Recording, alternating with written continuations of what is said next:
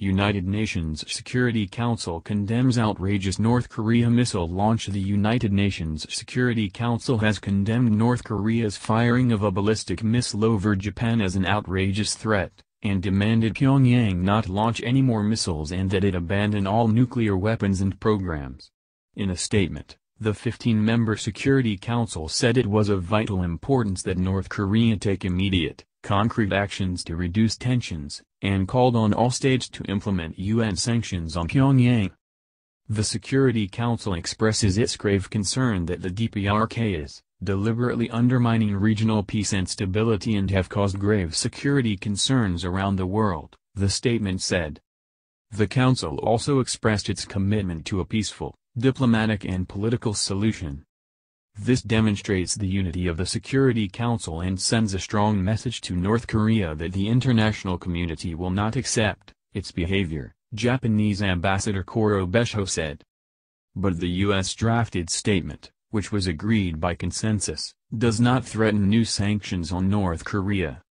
Diplomats say veto-wielding council members China and Russia typically only view a test of a long-range missile or a nuclear weapon as a trigger for further possible UN sanctions. China and Russia's UN ambassadors said the deployment of U.S. missile defense systems in South Korea should be abandoned. Russia's Vasily Nebenza also said joint U.S.-South Korean military exercises should be scaled down. U.S. Ambassador to the UN Nikki Haley said Washington would not allow North Korea's lawlessness to continue. It is time for North Korea to recognize the danger they are putting themselves in, Ms. Haley said. The Security Council earlier this month unanimously imposed new sanctions on North Korea that could slash by a third the Asian state's $3 billion $3.8 billion annual export revenue after it staged 2 long-range missile launches in July. North Korea has been under UN sanctions since 2006 over its ballistic missile and nuclear programs. Kim Jong-un urges more missiles targeting Pacific. Earlier, North Korean leader Kim Jong-un called for more ballistic missile tests targeting the Pacific Ocean, a day after his country for the first time flew a ballistic missile designed to carry a nuclear payload over Japan. North Korea said it had conducted a test of an intermediate-range ballistic missile, IRBM, to counter U.S. and South Korean military drills and as a first step in military action in the Pacific to contain the U.S. territory of Guam. Mr. Kim ordered the missile drill to be conducted for the first time from its capital, Pyongyang, and said it was necessary to undertake more exercises with the Pacific as the target, the North's KCNA news agency said.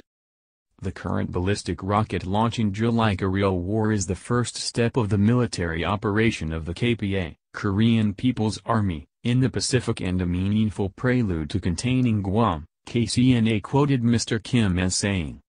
Mr. Trump, who has vowed not to let North Korea develop nuclear missiles that can hit the mainland United States, said the world had received North Korea's latest message loud and clear. Threatening and destabilizing actions only increase the North Korean regime's isolation in the region and among all nations of the world, Mr. Trump said in a statement on Tuesday.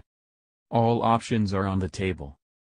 Defense analyst Hugh White said North Korea's latest test was proof Mr. Kim would not back down despite Mr. Trump's recent warning of fire and fury if the North continued to threaten the U.S. North Korea effectively said we don't believe you. We're calling your bluff, he told RN Breakfast. Professor White said he believed Pyongyang would eventually perfect an intercontinental ballistic missile. The North Koreans have already made enormous sacrifices, he said. For a country with a small and very fragile economy, to put immense resources into developing these missiles and the nuclear weapons to go with them suggests just how serious they are.